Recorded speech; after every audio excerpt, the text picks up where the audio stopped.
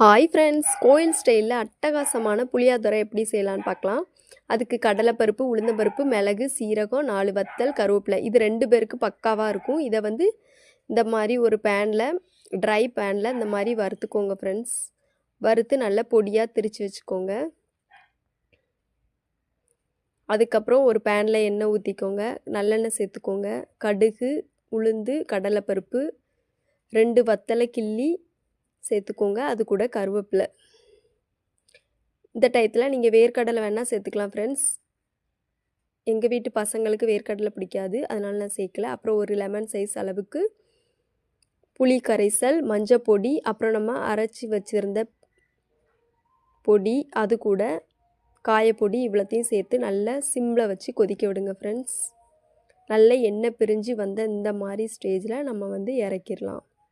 2 பேருக்கு தாராளமாக காணும் இந்த புளி கரைசல் புளியோதரை மிக்ஸ்.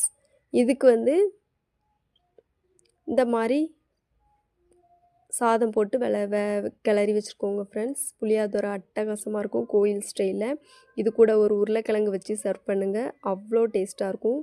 தேங்க்யூ ஃபார் வாட்சிங்.